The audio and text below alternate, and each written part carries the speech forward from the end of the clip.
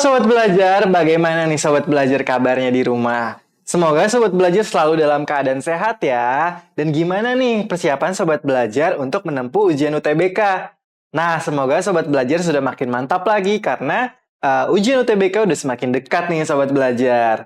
Nah, buat Sobat Belajar yang udah nungguin nih untuk ngobrolin UTBK sama Kak Abi, kali ini Kak Abi akan ngebahas tentang mata pelajaran sosiologi nih Sobat Belajar. Nah, kali ini tentang yang namanya teori-teori sosiologi. Terus kemudian Kak Abi nanti juga akan ngebahas yang namanya cara milih jurusan. Kalau misalnya Sobat Belajar ada yang nanya, Kak, saya boleh nggak sih untuk memilih 3 jurusan? Wah, nanti akan Kak Abi jawab nih.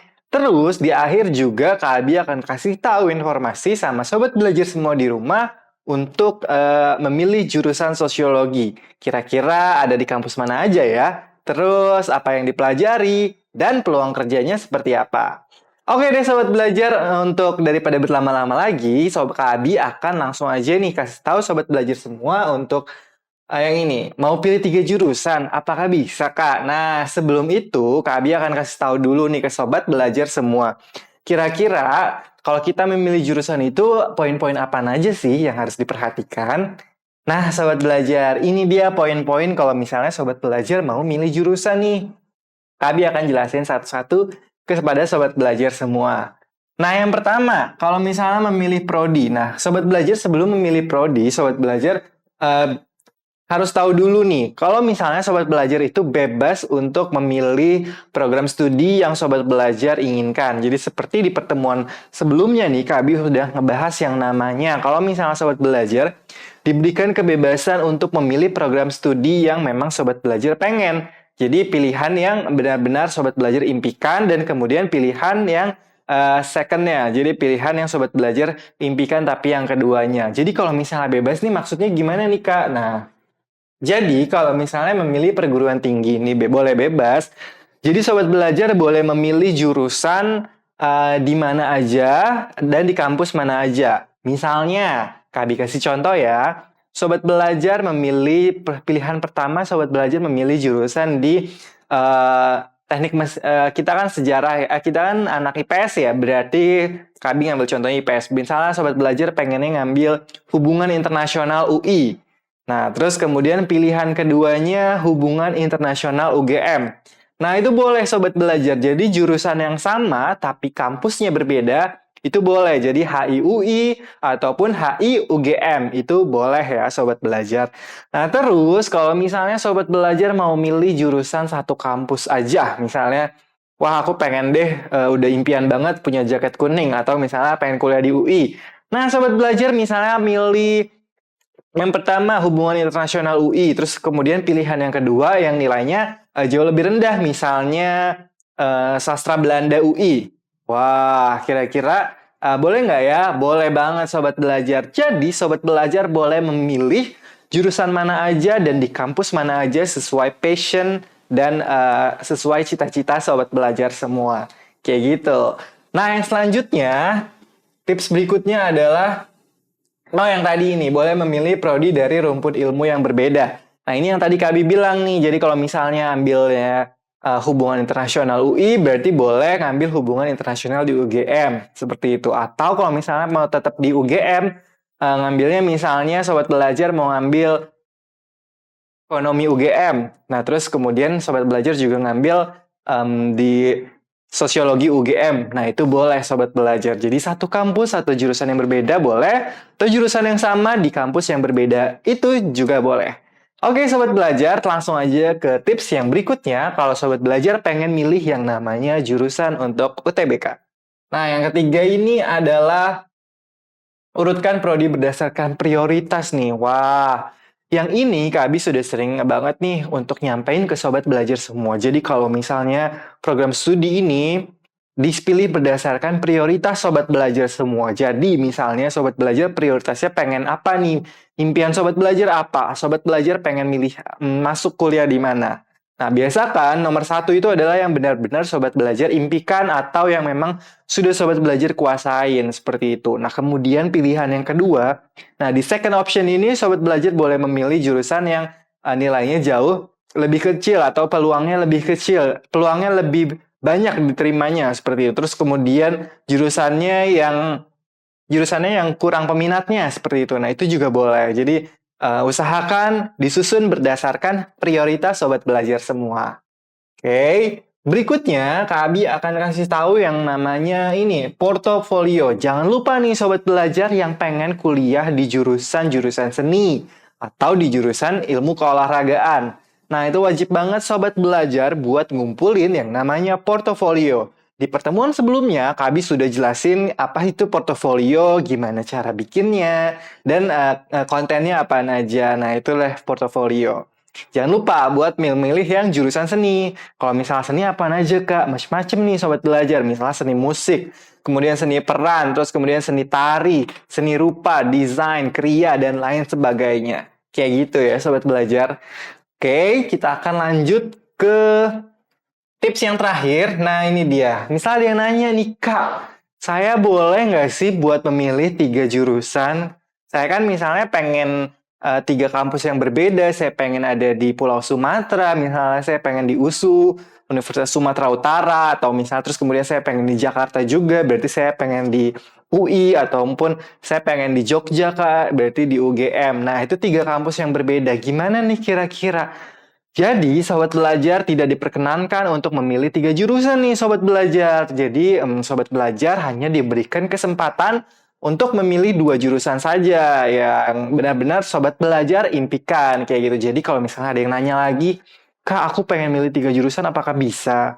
Nah, mohon maaf sayang sekali sobat belajar. Untuk 3 jurusan itu belum bisa ya, sobat belajar.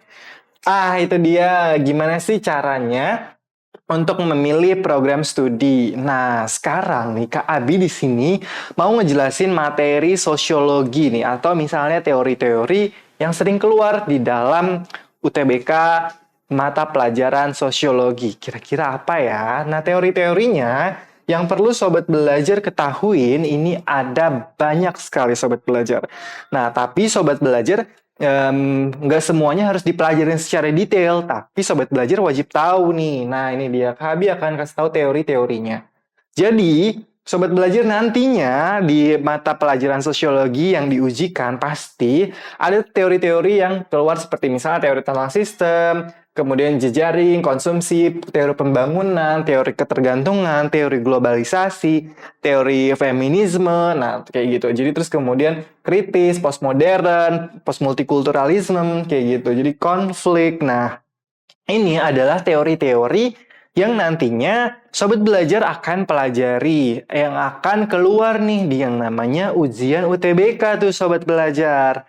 Nah, kalau misalnya nih contohnya misalnya kita ambil dari teori globalisasi. Nah, biasanya bentuk pertanyaannya itu adalah misalnya ciri-ciri globalisasi itu seperti apa. Terus kemudian hal-hal yang menunjukkan adanya arus globalisasi di lingkungan sekitar, seperti itu. Nah, terus kemudian kita misalnya teori yang namanya modern dan postmodern. Misalnya kayak percampuran kebudayaan, nah terus perubahan sosial, itu juga termasuk di dalam yang namanya teori modern dan postmodern. Nah, strukturalisme itu juga seperti itu. Nah, jadi sobat belajar yang secara tidak langsung yang sudah sobat belajar pelajarin kayak gitu, nah itu mengandung teori-teori dari yang ini nih. Jadi ada teori sistem dan lain sebagainya. Nah, sobat belajar nggak perlu khawatir, nanti Kak Abi akan ngebantu sobat belajar semua untuk latihan gimana sih cara ngejawab soal sosiologi yang mengandung teori-teori tersebut. Nah, sekarang Kak Abi mau coba ngebuka soal buat sobat belajar semua di rumah. Kira-kira sobat belajar sudah makin siap belum ya untuk ngejawab soal-soal sosiologi? Nah, ayo kita buktikan ya. Kak Abi akan buka AHA Slides. Jadi sobat belajar di rumah yang pengen ikutan untuk ngejawab soal bareng-bareng, sobat belajar bisa langsung buka di AHA Slide. Nah, kalau misalnya sobat belajar nanti udah buka AHA Slide, sobat belajar langsung masuk aja dengan kodenya sosio. Nih, nanti kan sobat belajar masuk ke ahaslides.com. Habis itu sobat belajar langsung masukin ini sosio/sosio. Nah, nanti kita akan ketemu nih. Kak Adi mulai ya. Present. Ya, nah Kira-kira nih, sobat belajar udah siap belum ya? Ayo kita latihan gimana sih tentang mata pelajaran sosiologi. Apa sobat belajar pengen ikutan? Kak Abi masih tunggu sobat belajar untuk absensinya. Kira-kira sobat belajar sudah siap belum ya? Nah, sambil nungguin untuk teman-teman sobat belajar yang berusaha buat masuk di ahaslides.com, jangan lupa ya sobat belajar, di ahaslides pakai S belakangnya .com, terus kemudian slash atau garis miring sosio. Nah, nanti sobat belajar bisa masuk dan langsung ketemu sama Kak Abi. Oke, baru ada satu. Kira-kira masih ada nggak ya? Nah, jadi sebelumnya nih, Kak Abi mau kasih tahu dulu. Jadi soal-soal yang keluar dalam mata pelajaran sosiologi ini sebenarnya tuh gampang-gampang susah nih sobat belajar. Asal, semuanya sebenarnya gampang. Asal sobat belajar tahu konsepnya dulu. Nah, jadi kalau misalnya sobat belajar pengen bisa jawabnya dengan lancar, sobat belajar harus tahu konsepnya dulu. Misalnya konsep tentang yang namanya multikulturalisme, terus konsep tentang adanya globalisasi, terus kemudian misalnya soal atau konsep tentang sosial atau misalnya tentang penyimpangan sosial seperti itu. Nah, jadi sobat belajar sudah harus tahu dulu tentang konsepnya. Nah, kalau sobat belajar udah tahu konsepnya pasti udah lancar banget tuh buat namanya jawab soal. Oke, Kabi langsung aja ke buka soal yang pertama. Sobat belajar siap-siap ya. Kabi langsung buka untuk soalnya. Nah, Kabi akan buka soalnya. Jadi ini ada soal yang pertama. Kira-kira ada banyak nggak ya? Kabi akan nunggu dulu, waiting for the players. Udah, sobat belajar sudah siap? Kabi akan berusaha buka soalnya. Start the quiz. Nah, jadi Kabi memiliki 7 pertanyaan dan ini question number 1 of 7. Nah, siap-siap, ini dia soalnya. Waktunya 1 menit, Kabi kasih waktu sekitar 60 detik buat menjawabnya, jadi sobat belajar bisa tahan-tahan menjawabnya, jangan terlalu terburu-buru. Nah, ini pertanyaan yang pertama. Oke, sudah ada yang menjawab? Ya, benar. Apabila unsur yang baru dapat menyesuaikan dengan unsur yang lama, maka keadaan ini disebut dengan yang namanya integrasi kebudayaan. Wah, jadi ini gampang ya sobat belajar. Jadi kalau integrasi kebudayaan itu adalah ini. Unsur baru dapat menyesuaikan dengan unsur lama, kayak gitu. Kira-kira apa sih Kak integrasi kebudayaan ini? Nah, Kabi akan ada slide-nya untuk ngejelasin tentang integrasi kebudayaan lebih lanjut lagi. Nah, oke,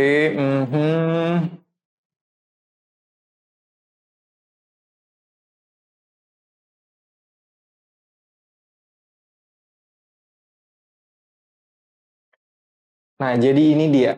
Integrasi kebudayaan itu apa sih? Nah, jadi sobat belajar perlu ketahui nih. Integrasi kebudayaan itu adalah salah satu cara masyarakat untuk mengikuti kebudayaan mayoritas tanpa menghapuskan kebudayaan yang lama dari masyarakat tersebut. Ya, jadi gini, namun tetap mempertahankan kebudayaan yang dimilikinya. Jadi misalnya nih, ada contohnya. Yang pertama adalah pernikahan antar suku. Wah, ini banyak ya terjadi di mana-mana. Misalnya ada pengantin perempuannya dari suku Sunda, terus kemudian pengantin laki-lakinya dari suku Minang. Nah, kan itu kan kebudayaan yang berbeda. Nah, tapi kedua belah mempelai ini, pengantin yang perempuan dan laki-laki, mereka bisa menerima kebudayaan si pasangannya, tetapi mereka juga tidak serta-merta untuk melupakan kebudayaan yang mereka anut dari orang tua mereka, seperti itu. Terus kemudian ada juga misalnya musik dangdut. Wah, itu berarti musik yang benar-benar musik pop percampuran musik rock, seperti itu. Jadi itu menjadi satu buah musik seperti itu. Terus kemudian ada lagi yang namanya budaya Bali. Terus kemudian menara Masjid Kudus. Nah, kalau misalnya budaya Bali berarti kan apa tuh? Jadi misalnya kebudayaan Bali berarti kan agamanya berasal dari India, tapi mereka tidak melupakan kebudayaan Bali itu sendiri sebagai pulau dewata atau tanah kelahirannya, seperti itu. Terus kemudian kalau misalnya Masjid Kudus, berarti kan menara Masjid Kudus kan, kalau misalnya sobat belajar tahu, menara Masjid Kudus itu merupakan berbentuk seperti candi ya sobat belajar. Nah, tapi kan kalau candi itu berasal dari agama Hindu atau Buddha. Nah, tapi masjid ini sendiri merupakan agama yang bercorak Islam. Seperti itu. Jadi, ada percampuran kebudayaan tetapi tidak melupakan kebudayaan aslinya. Seperti itu. Itulah yang dinamakan dengan integrasi kebudayaan, Sobat Belajar. Oke, kita akan lanjut ke soal berikutnya, yaitu soal nomor 2. Kira-kira Sobat Belajar sudah siap? Oh iya, ini billboardnya. Nah, oke, thank you kucing hutan. Kamu posisi 1. Kabi akan buka soal berikutnya. Nah, ini dia. Pertanyaan nomor 2 dari 7 nih, Sobat Belajar. Wah, kira-kira pertanyaannya seperti apa ya? Nah, waktunya 1 menit, jadi tenang aja, nggak usah terburu-buru. Kita baca baik-baik. Pertemuan antara dua kebudayaan sehingga menimbulkan kebudayaan baru disebut dengan istilah. Nah, ini hampir mirip nih Sobat Belajar sama yang tadi. Nah, ini dua kebudayaan menjadi kebudayaan baru disebut dengan istilah apa? Asimilasikah? Akulturasikah? Ya, semua sudah jawab. Ya, jawabannya asimilasi, Sobat Belajar. Kenapa sih bisa asimilasi? Nah, Kabi akan ngasih tahu ke Sobat Belajar kenapa sih, Kak, jawabannya bisa asimilasi. Oke. Hmm, kita akan pindah dulu ke penjelasan ya. Kenapa jawabannya bisa asimilasi? Yes. Nah, ini dia.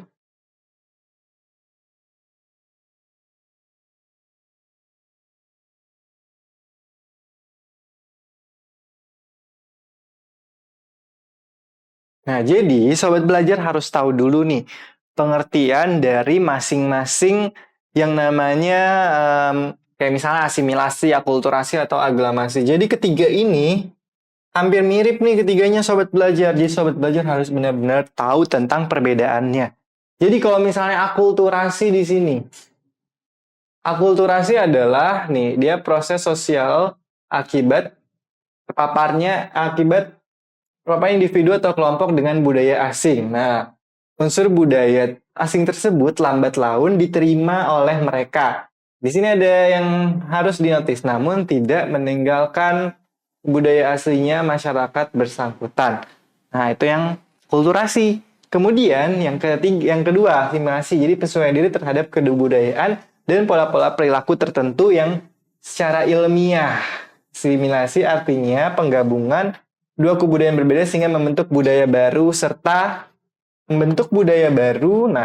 serta ada reduksi dari budaya asli atau hilang sama sekali. Nah, ini yang disebut dengan asimilasi. Ada reduksi atau hilang sama sekali. Terus berikutnya ada yang namanya aglamasi nih Sobat Belajar. Nah, ini hampir sama juga pengertiannya. Kira-kira apa ya? Nah, ini dia. Aglamasi diartikan sebagai proses melebur dan bersatunya dua hal yang berbeda menjadi satu. Dua hal yang berbeda menjadi satu. Kemudian secara ilmiah, sesuai dengan penelitian yang dibuat, dijelaskan aglamasi merupakan percampuran dua kebudayaan dengan ciri biologis, fisik, dan identitas yang berbeda hingga menjadi satu rumpun. Nah, jadi dua kebudayaan benar-benar menjadi kebudayaan baru, tetapi harus satu rumpun. Kayak gitu. Nah, itu pengertian dari ketiganya, Sobat Belajar. Jangan sampai salah ya sekarang. Nah, itulah tadi yang namanya ketiga pengertian dari akulturasi, aglamasi, dan asimilasi. Oke, ini kita akan balik ke AHA slide.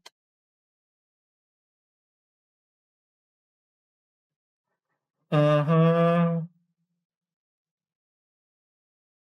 Nah, kira-kira, oke, ini leaderboard yang tadi.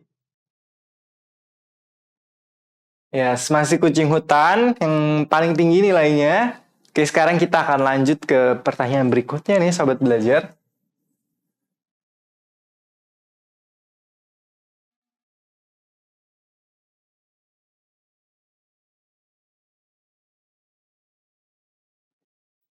Pertanyaan ketiga dari 7. Nah, ini pertanyaan ketiga nih Sobat Belajar. Kira-kira apa ya jawabannya? Tahu pertanyaannya? Nah, ini dia. Berikut ini faktor-faktor yang mempermudah terjadinya asimilasi. Apa sih faktor-faktor yang mempermudah terjadinya percampuran kebudayaan? Nah, apakah ada toleransi kebudayaan yang berbeda atau adanya kesempatan yang seimbang? Oke, udah ada yang jawab.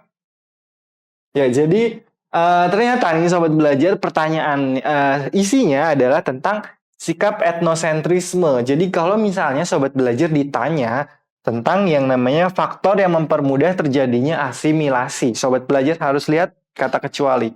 Jadi kalau asimilasi itu pengertian awalnya sama, yaitu percampuran kebudayaan. Apa sih yang menyebabkan orang bisa menerima kebudayaan lain sebagai kebudayaan dari dirinya? Nah, jadi faktor yang bisa merubahnya itu adalah ini, sikap terbuka. Berarti bisa, karena mereka seseorang yang terbuka, akhirnya mereka bisa menerima yang namanya perbedaan kebudayaan. Nah, terus kemudian kesempatan yang seimbang di bidang ekonomi. Nah, kalau misalnya kegiatan ekonominya seimbang, biasanya masyarakat tersebut bisa nih yang namanya terbuka sama ke satu kebudayaan dan kebudayaan lainnya. Terus kemudian ada juga yang namanya toleransi antar kebudayaan. Jadi mereka bersikap toleransi sama kebudayaan, misalnya kebudayaan Sunda bisa toleransi terhadap kebudayaan Jawa misalnya seperti itu. Jadi itu bisa menyebabkan yang namanya asimilasi itu. Tapi yang tidak bisa menyebabkan adalah ini, etnosentrisme. Sobat Belajar tahu kan kenapa sikap etnosentrisme ini nggak boleh nih? Nah, etnosentrisme ini adalah sikap yang Sobat Belajar bisa menilai kebudayaan orang lain terhadap, tapi dengan nilai-nilai kebudayaan yang Sobat Belajar punya. Kayak gitu. Gimana sih Kak contohnya etnosentrisme? Misalnya, kalau misalnya orang kebudayaan Jawa misalnya dengan kebudayaan Minang. Terus Sobat Belajar adalah yang kebudayaan Jawa. Terus melihat atau menilai kebudayaan Minang dengan nilai-nilai kebudayaan Jawa. Nah, itu tidak boleh Sobat Belajar. Jadi Sobat Belajar harus menilai kebudayaan tersebut sesuai dengan nilai-nilai budaya tersebut. Kayak gitu. Jadi nggak boleh nih kebudayaan Minang tapi dinilai secara tata krama Jawa misalnya. Kan itu berbeda. Atau misalnya kita ambil contoh yang lebih luas lagi. Kayak misalnya budaya Amerika dengan budaya Indonesia. Kalau misalnya di Amerika sama orang tuanya bisa manggil nama, kayak gitu. Misalnya orang tuanya namanya Joe. Nah, si anaknya bisa manggil papahnya dengan nama Joe langsung. Tetapi kalau di Indonesia kan manggilnya kan tetap ayah atau bapak, seperti itu. Nah, kayak gitu. Jadi Sobat Belajar nggak bisa nilai, oh orang Amerika kok songong-songong ya manggil bapaknya dengan sebutan Joe, kayak gitu. Nah, Sobat Belajar tidak bisa menilai seperti itu karena Sobat Belajar harus bisa menilai yang namanya ya memang kebudayaan yang mereka seperti itu tidak bisa disamakan dengan kebudayaan di Indonesia. Itulah yang dinamakan dengan sikap etnosentrisme. Oke, sekarang kita akan lanjut ke soal berikutnya. Sobat Belajar siap-siap? Nah, Kak Abi akan menunggu player lagi. Kira-kira ada berapa ya? Atau apa nih pertanyaannya? Oh, ini leaderboardnya. Sekarang kita buka yang namanya pertanyaannya. 4 dari 7. Jadi pertanyaan keempat dari 7 pertanyaan. Berarti masih ada 3 pertanyaan lagi. Nah, ini dia. Fenomena perjudian dan togel dan perjudian online di kalangan masyarakat. Wah, kalau perjudian ini dikategorikan dalam kejahatan apa nih Sobat Belajar? Kira-kira. Wah, ada 2 yang jawab nih. Yang pertama ada yang ngejawab yang namanya terencana. Terus kemudian ada juga yang namanya victimless crime. Nah, kira-kira kok bisa ya jawabannya victimless crime? Terus kemudian terencana kok bukan, Kak? Nah, ini dia. Kabi akan kasih tahu tentang yang namanya bentuk-bentuknya.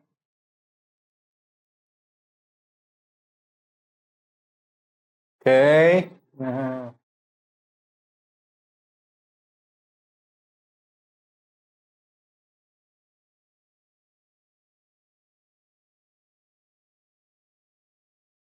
Nah, jadi yang pertama, kejahatan terencana ini biasanya adalah kejahatan yang memang sudah direncanakan atau dibuat planningnya. Seperti misalnya, kami berikan contoh adalah kejahatan terencana itu yang direncanakan, misalnya penggunaan narkoba.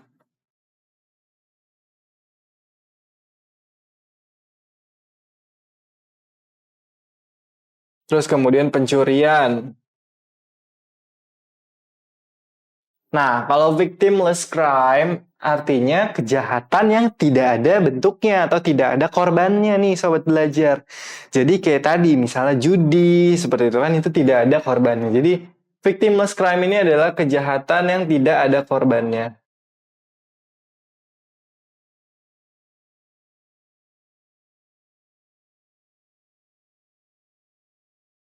Nah, kenapa makanya si perjudian online atau togel online biasanya disebut dengan victimless crime. Nah, terus kemudian kalau blue collar crime itu apa sih, Kak? Nah, blue collar crime ini adalah yang namanya kejahatan yang dilakukan oleh rakyat biasa. Kejahatan yang dilakukan oleh rakyat biasa. Kejahatan oleh rakyat biasa. Nah, kalau white collar crime, jadi kalau misalnya diartikan ke bahasa Indonesia, white collar berarti kerah putih, kalau blue collar berarti kerah hitam, misalnya kayak gitu. Kerah biru. Nah, kalau white collar berarti kebalikannya nih, kejahatan yang dilakukan oleh siapa? Oleh petinggi negara, seperti itu. Atau misalnya orang-orang besar, pejabat,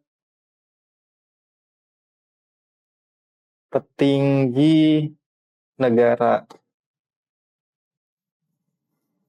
Nah, kalau white collar berarti orang-orang besar yang melakukan kejahatan. Kalau blue collar berarti orang-orang rakyat biasa, orang-orang menengah ke bawah, seperti itu. Nah, jadi Sobat Belajar sekarang udah tahu nih kalau misalnya yang namanya judi online itu juga termasuk kejahatan.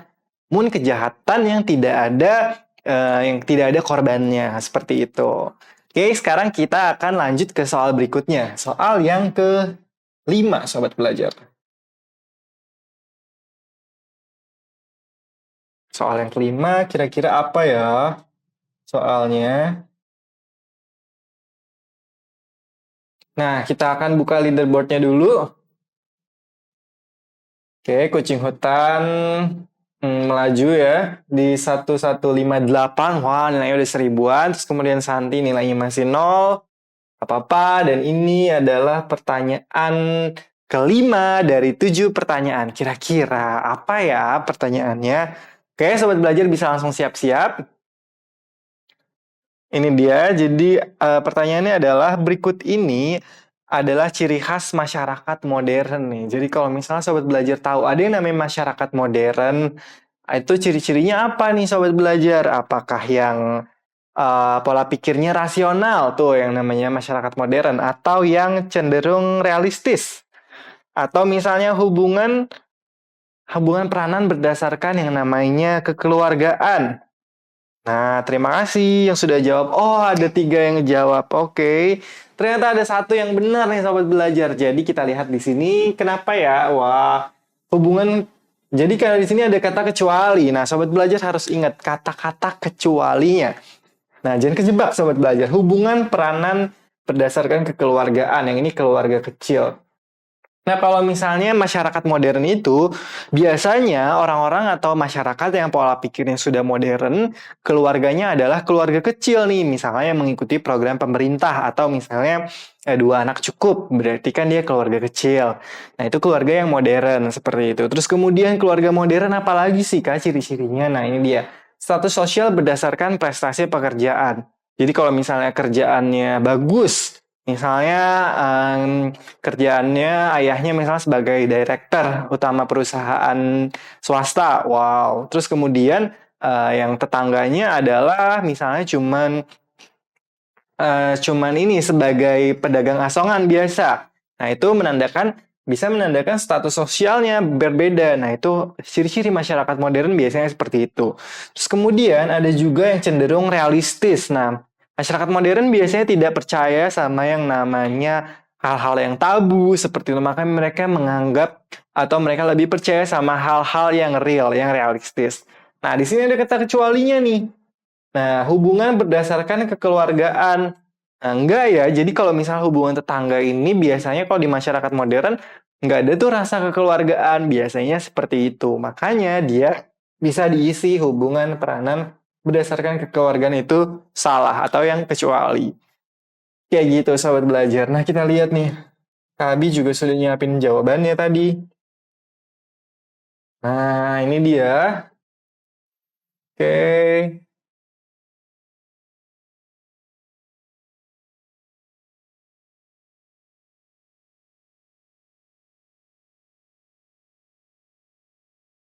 Nah, biasanya masyarakat-masyarakat modern tuh seperti apa?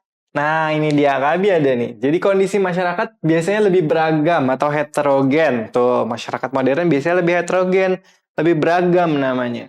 Terus kemudian mata pencahariannya tidak lagi bergantung pada alam. Nah, biasanya kalau keluarga atau masyarakat tradisional, pekerjaan biasanya bergantung pada alam. Kayak misalnya sebagai nelayan, kemudian petani, kemudian kayak pedagang-pedagang buah-buahan seperti itu kan biasanya bergantung pada alam ya. Nah, kalau misalnya masyarakat modern biasanya mereka tidak menggantungkan kehidupan pekerjaannya kepada alam. Nah, terus kemudian ciri-cirinya apa lagi nih? Penggunaan teknologi tinggi. Wah, udah pada menggunakan gadget ya kalau misalnya masyarakat modern memiliki mobilitas yang tinggi, interaksi antar manusia yang terjadi berdasarkan kepentingan biasa. Jadi kalau misalnya interaksi paling ya nanya-nanya yang penting aja, nggak yang basa-basi, yang menjalin hubungan erat seperti itu. Nah, itulah ciri-ciri masyarakat modern. Sekarang Sobat Belajar udah tahu tuh yang namanya ciri-ciri masyarakat modern tuh kayak apaan aja. Oke, sekarang kita buka lanjut pertanyaan ke berikutnya. Ini pertanyaan berikutnya yaitu, oh kita lihat leaderboardnya dulu. Hmm, Nah, jadi Syahroni ada di posisi kedua, Kucing Hutan di posisi satu, dan Santi tetap di posisi tiga. Oke, nggak masalah, karena kita ada, Kabi punya dua pertanyaan terakhir nih. Pertanyaan 6 dari 7. Sobat belajar nggak perlu buru-buru buat ngejawabnya karena waktunya 60 detik. Oke, pertanyaannya adalah perubahan sistem ekonomi masyarakat dari agraris ke industri. Nah, termasuk perubahan apa nih? Jadi sistem ekonomi biasanya agraris atau misalnya pertanian. Terus kemudian berpindah ke sistem ekonomi industri. Wah, biasanya ini disebut apa ya? Kira apakah evolusioner atau berevolusi atau yang namanya terkendali kecil atau besar? Ya, waktunya masih 30 detik lagi. Oke. Ya, semuanya udah jawab ya. Nah, sekarang kelihatan jawabannya nih. Jadi ada yang jawab evolusioner, revolusioner terkendali kecil, nah dan besar. Jadi sahabat belajar harus tahu. Jadi sebenarnya perubahan ini itu karena ada yang namanya evolusi nih sobat belajar.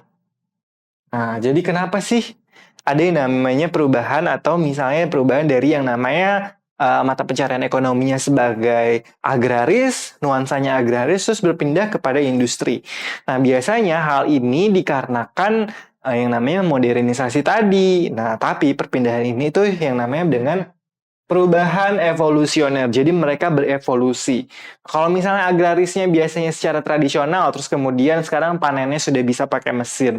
Nah, itu juga termasuk dibilang yang namanya evolusi. Kayak gitu. Kan pernah ada tuh yang namanya evolusi industri atau kayak gitu-gitu. Nah, itu merupakan salah satu bidang yang membuat terjadinya evolusi. Makanya disebut evolusioner. Gitu. Nah, sekarang kenapa jawabannya nggak yang terkendali atau misalnya yang perubahan kecil, perubahan besar? Nah, itu bukan termasuk di dalam perubahan sistem ekonomi. Jadi kalau misalnya perubahan kecil atau besar, itu merupakan sebuah ukuran yang relatif, sobat belajar. Oke, sekarang Kak Abi mau buka pertanyaan yang terakhir nih. Sobat belajar siap-siap. Kira-kira apa sih isinya? Nah, oh ada leaderboardnya dulu. Sobat belajar jangan lupa kita punya leaderboard. Oke, ternyata posisinya masih sama, nomor satu kucing hutan, terus bawahnya ada Syahroni, dan paling bawah lagi ada Santi, dia 0 poinnya, kayak gitu. Nah, sekarang Kak Abi mau buka satu pertanyaan terakhir buat Sobat Belajar. Nah, question 7 of 7. Jadi terakhir, 7 dari 7. Kira-kira apa nih ya? Nah, berikut ini merupakan ciri-ciri globalisme atau ciri-ciri globalisasi. Kecuali sobat belajar harus perhatiin tanda kecualinya. Abi sering banget nih keluarin pertanyaan yang kecuali. Pasti sobat belajar sering terjebak. Ciri-ciri globalisasi apa nih? Tapi yang kecuali. Memudarnya batas-batas negara, merebaknya budaya populer, meningkatkan ketergantungan antar bangsa, dan tumbuhnya rasa nasionalisme. Ya, sobat belajar sudah ada yang jawab, 3 orang. Ada yang jawab A, memudarnya batas-batas negara. Itu adalah benar ya sobat belajar, ciri-ciri globalisasi. Biasanya kalau globalisasi terjadi, biasanya batas negara itu bisa memudar. Karena kan kita sudah bisa melihat yang namanya dalam-dalamnya dari negara tersebut. Kita bisa menggunakan Google Earth untuk melihat jalan raya atau rumah-rumah di suatu negara. Makanya batas negara itu jadi hilang. Jadi kita udah tahu nih dalam-dalamnya dari negara tersebut kayak gitu. Terus kemudian yang B, merebaknya budaya populer. Nah, budaya populer ini banyak banget ya, kayak misalnya bentuknya film, kemudian musik, seperti itu. Dan itu kan bebas ya, jadi adalah efek dari globalisasi juga. Banyak musik-musik dari negara barat yang masuk ke Indonesia, misalnya seperti itu.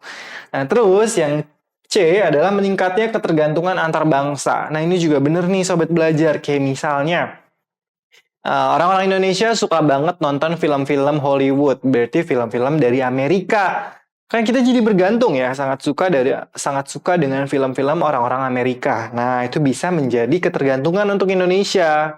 Karena Indonesia belum memiliki banyak film yang lebih bagus kualitasnya seperti film-film dari Amerika, seperti itu. Terus kemudian yang bukan atau yang kecuali adalah ini. Ya, tumbuhnya rasa nasionalisme nih. Jadi kalau misalnya globalisasi sudah di mana-mana atau globalisme sudah di mana-mana, biasanya yang namanya rasa nasionalisme suatu bangsa itu bisa memudar nih sobat belajar. Karena biasanya mereka lebih mudah untuk menerima budaya-budaya luar yang akhirnya melunturkan budaya Indonesianya. Seperti itu, yang akhirnya nasionalismenya pun akhirnya sedikit demi sedikit bisa luntur. Nah, itulah kenapa globalisasi memiliki juga dampak buruk bagi negara-negara, memiliki dampak buruk pula. Jadi selain dampak positifnya, ternyata juga ada dampak negatif dari yang namanya arus globalisasi. Kayak gitu sobat belajar. Nah, jadi sobat belajar harus tahu kata-kata kecualinya. Sobat belajar harus teliti lagi. Sekarang kami mau buka leaderboardnya. Kira-kira siapa nih ya yang memimpin? Nah, ini dia. Oke. Ya, ternyata nilainya bertambah. Yang bertambah 1 orang namanya Santi. Ya, Kucing Hutan akhirnya menang nih sobat belajar. Selamat Kucing Hutan dengan poin 1158. Oke, yang lainnya nggak apa-apa buat Syahroni sama Santi. Kalian masih bisa ikutan kuis KB lagi atau kita bisa masih ikutan yang namanya menjawab soal lagi di pertemuan berikutnya atau pertemuan minggu depan. Nah, sobat belajar, tadi Kabi sudah ngasih tahu yang namanya mata pelajaran sosiologi yang sering keluar tuh biasanya tentang globalisasi atau misalnya tentang modernisasi seperti itu. Terus kemudian percampuran kebudayaan. Nah, tadi ini Kabi udah balik dulu. Kabi mau balik lagi ke Prezi-nya, ke presentasi Kabi. Nah, ini dia.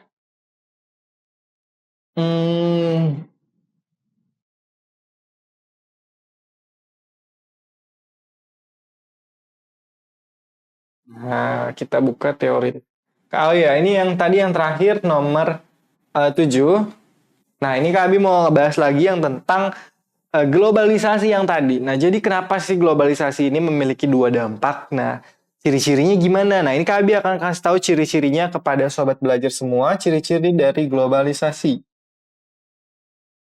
Nah, yang pertama, yang ini, adanya perkembangan berita atau interaksi kultural. Nah, biasanya perkembangan berita ini mengalami biasanya lewat buku-buku, TV, dan majalah kayak gitu. Jadi perkembangan berita ini cepet banget nih ngalirnya nih sobat belajar. Misalnya berita-berita yang ada di Vietnam seperti itu. Atau misalnya berita-berita yang ada di luar negeri lainnya. Nah, itu cepat banget nyampenya ke Indonesia atau ke smartphone Sobat Belajar semua di rumah. Nah, itu adalah salah satu dari adanya dampak dari globalisasi, dampak positif ya tentunya karena kita langsung bisa tahu yang namanya berita yang ada di luar sana. Atau misalnya tentang jatuhnya pesawat. Nah, itu sangat cepat ya Sobat Belajar, tiba-tiba pesawatnya jatuh 10 menit yang lalu, sudah ada beritanya. Bahkan bukan 10 menit lagi atau 5 menit kemudian karena sinyal pesawatnya sudah hilang, terus kemudian beritanya langsung muncul seperti itu. Nah, itu juga merupakan salah satu dampak dari globalisasi. Terus kemudian berikutnya adalah ini, konflik dan masalah bersama.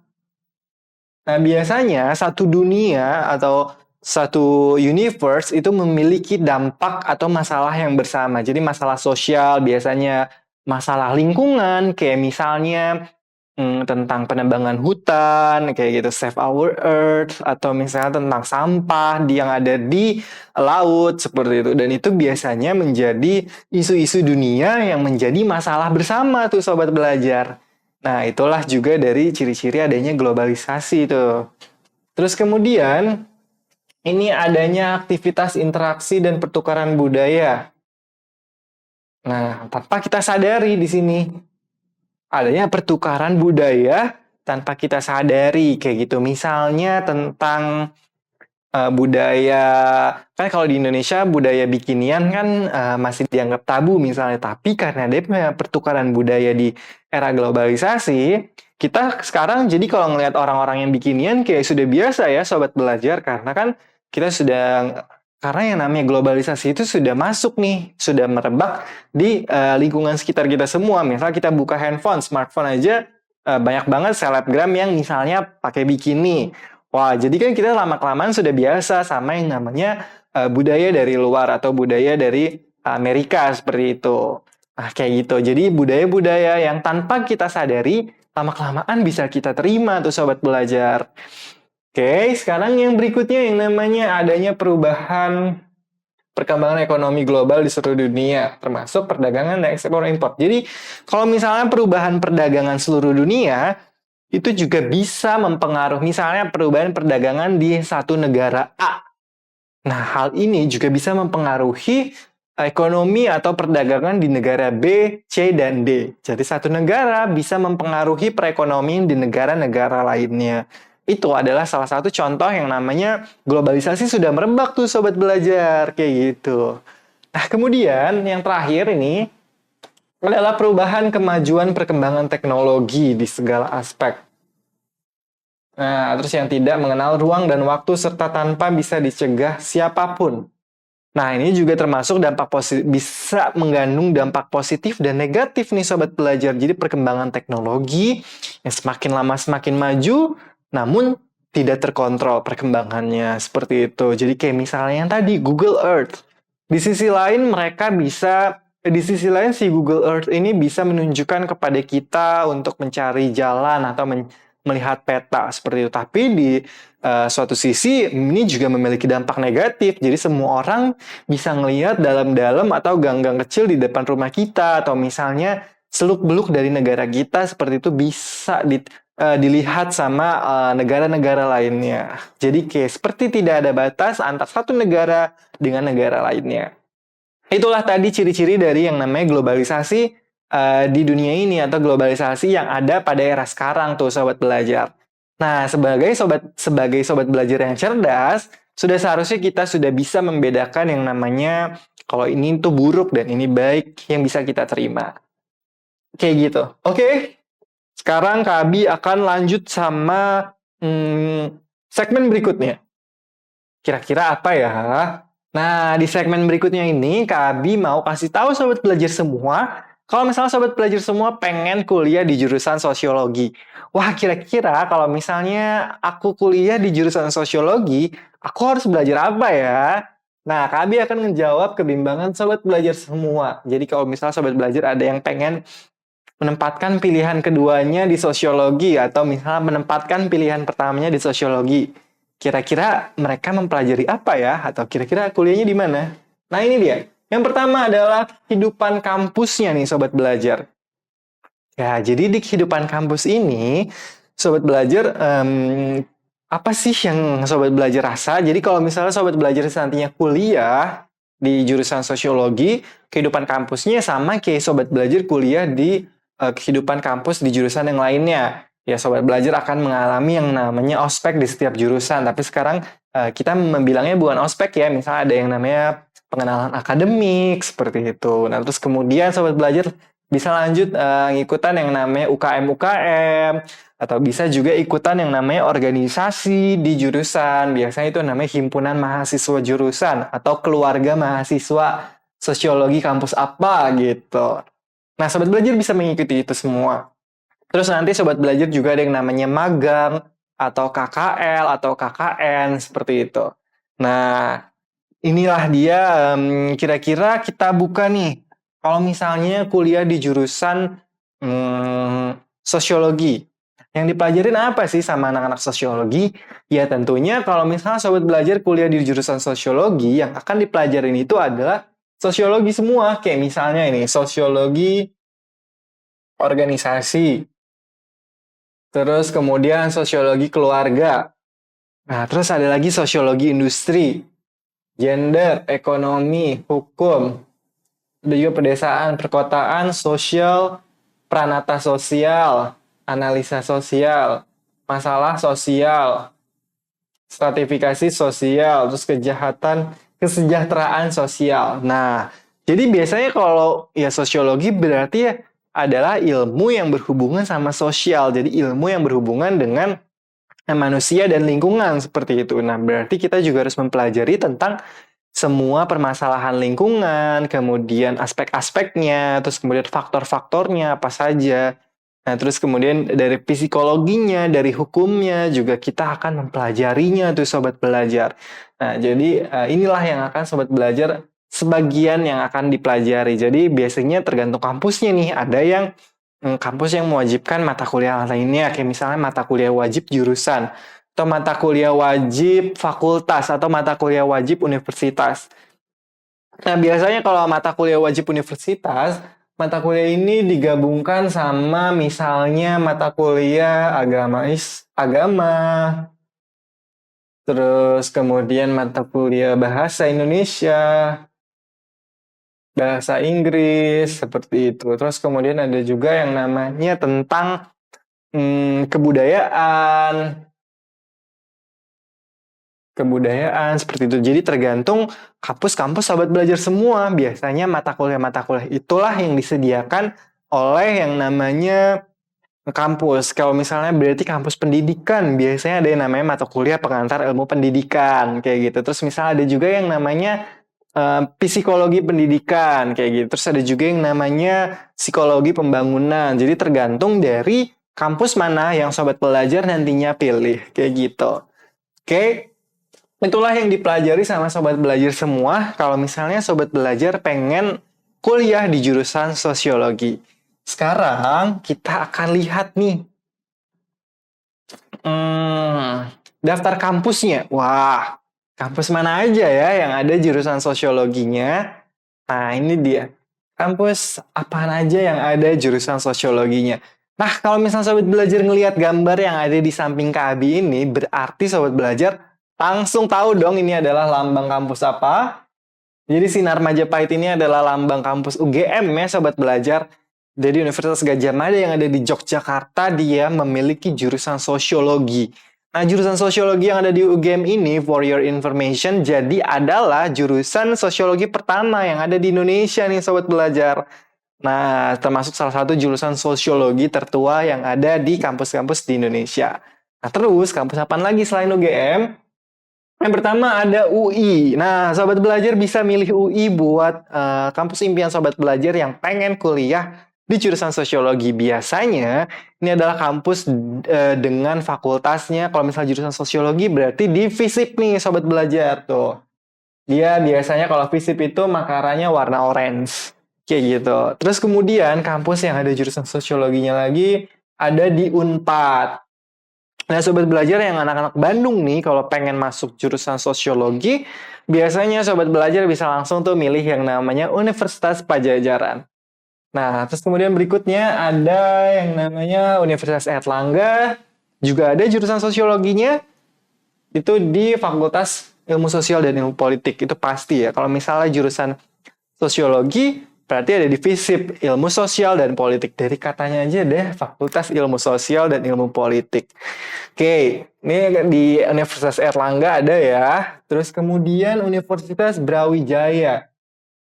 Nah, sobat belajar yang udah memimpikan yang namanya Ombrau, jaket biru, nah, sobat belajar bisa langsung masuk ke Universitas Brawijaya. Dia juga ada jurusan sosiologinya. Terus kemudian Universitas Andalas di Padang. Nah, ini dia. Nah, di Universitas Andalas, sobat belajar juga bisa menemui yang namanya jurusan sosiologi. Nah, itulah jurusan-jurusan sosiologi yang kira-kira akan ada di ujian UTBK sobat belajar semua. Jadi kalau misalnya mau milih, langsung aja pilih yang tadi sudah Kak Abi kasih tahu kampus-kampusnya. Nah, sekarang kita masuk ke yang namanya peluang kerja nih. Wah, kira-kira kalau saya kuliah di jurusan sosiologi, saya bisa kerja jadi apa ya, Kak? Saya bingung, Kak. Nah, sobat belajar jangan khawatir karena ternyata banyak banget jurusan yang bisa pekerjaan yang bisa sobat belajar bergabung jika sobat belajar kuliah di jurusan sosiologi nih. Kayak misalnya, yang pertama sobat belajar bisa jadi dosen atau sobat belajar juga bisa jadi guru sosiologi. Sobat belajar juga bisa jadi konsultan sosial. Sobat belajar bisa kerja di LSM. Sobat belajar juga bisa kerja di tempat-tempat lain yang sobat inginkan. Kayak misalnya di dalam bidang ekonomi, kayak gitu. Terus kemudian dalam bidang manufaktur juga bisa. Nah, terus kemudian yang paling diincar orang-orang adalah misalnya sobat belajar pengen jadi pegawai negeri sipil. Nah, itu merupakan salah satu pilihan yang bisa sobat pilih. Kayak gitu. Jadi sobat belajar bisa memilih banyak banget pekerjaan kalau misalnya nantinya sobat belajar sudah lulus dari jurusan sosiologi. Kayak gitu sobat belajar. Nah, gimana sobat belajar? Tadi Kak Abi sudah ngebahas yang namanya banyak banget. Yang pertama, bisa nggak sih kalau saya pilih 3 jurusan, terus kemudian kita sudah belajar teori-teori tentang sosiologi, terus kemudian Kak Abi juga sudah menyinggung tentang jurusan sosiologi, kalau misalnya sobat belajar pengen kuliah di jurusan sosiologi. Semoga dengan adanya episode kali ini, sobat belajar semua di rumah sudah nggak bingung-bingung lagi buat memilih jurusan, atau sudah nggak takut-takut lagi buat ngehadapin yang namanya UTBK yang sudah semakin di depan mata. Nah, gimana sobat belajar? Karena belajar itu mudah, ayo belajar! Jangan lupa belajar, karena sekarang belajar itu mudah. Ayo belajar!